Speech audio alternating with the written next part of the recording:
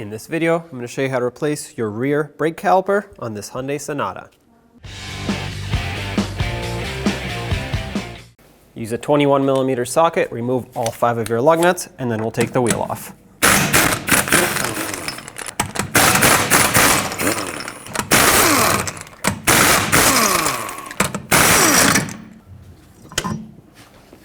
With a 12mm from the backside, let's break free the banjo bolt because it'll be a lot easier to do this now as opposed to once the caliper is off.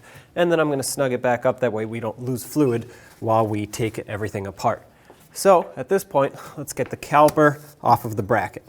Use a 14mm, break free the 2 bolts that hold the caliper onto the bracket and remove them completely.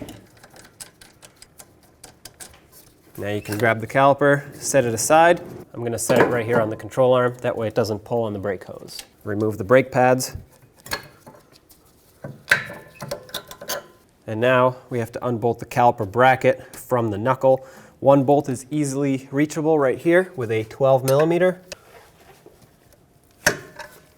Break this one free.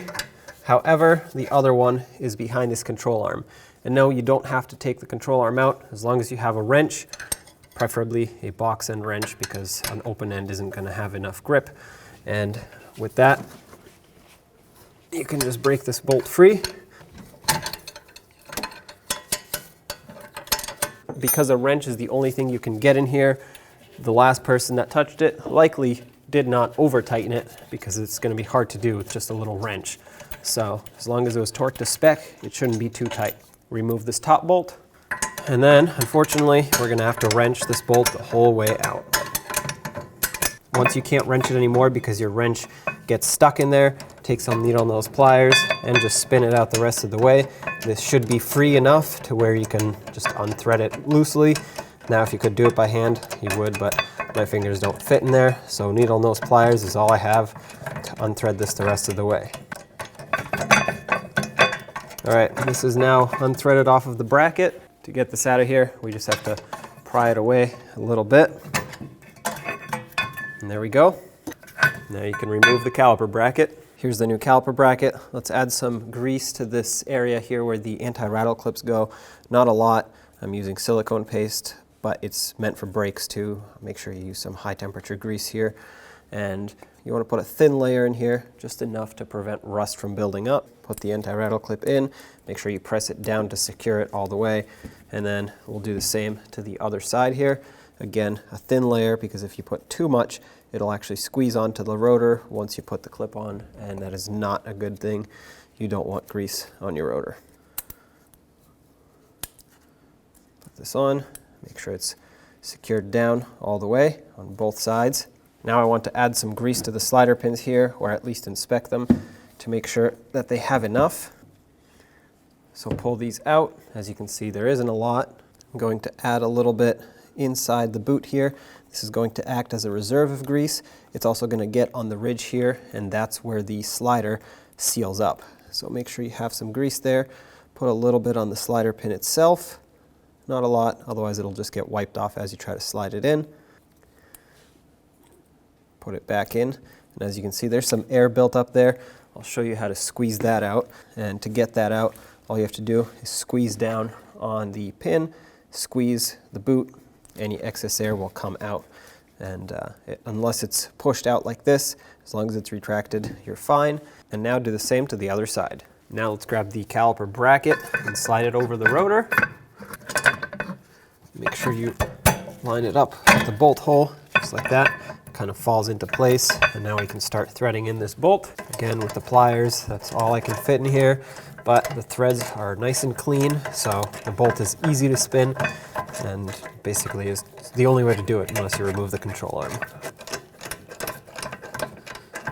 Once you get it in enough, you can start using your wrench again. I'm just going to get it close. Okay, let's put the top bolt in.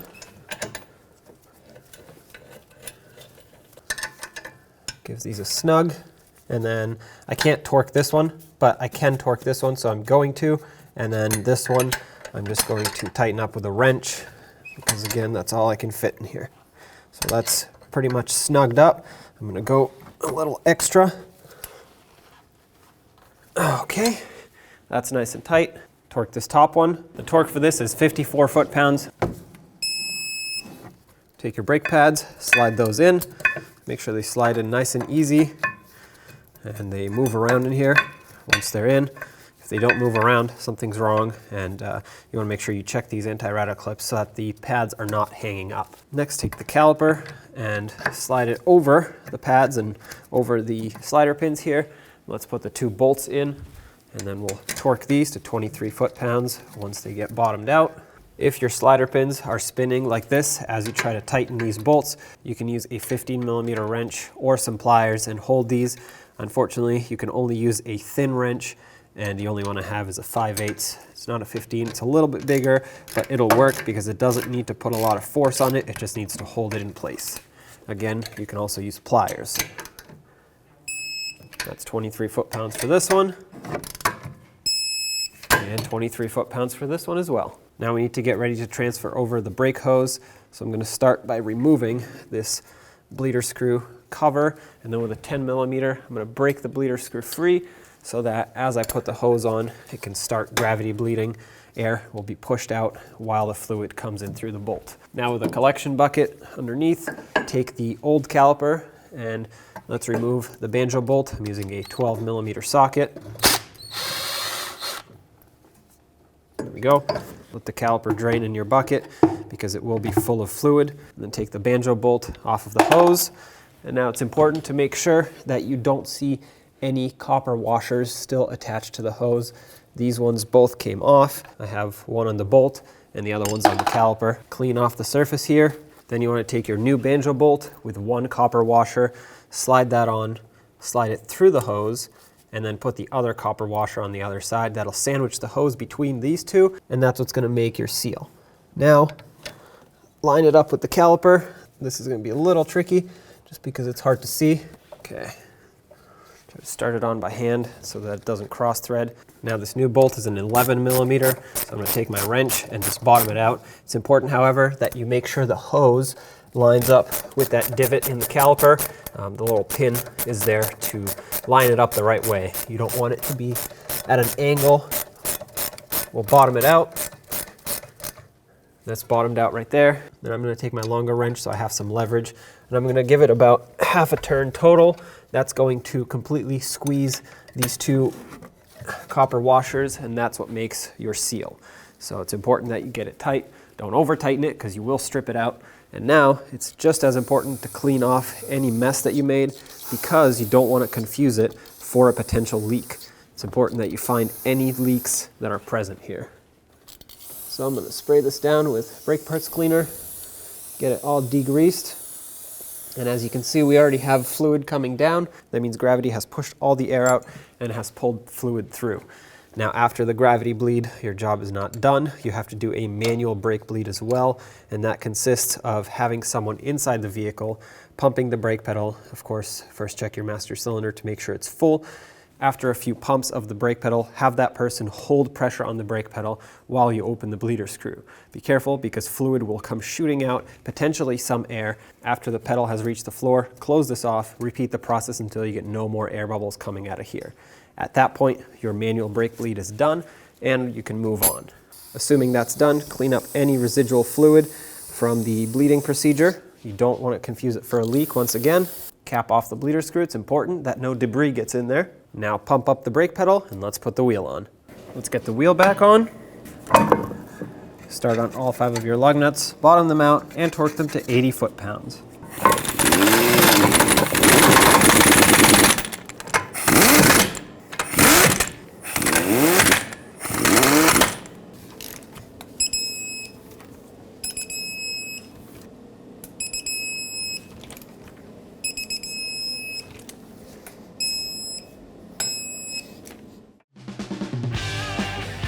When only the best will do, demand TRQ.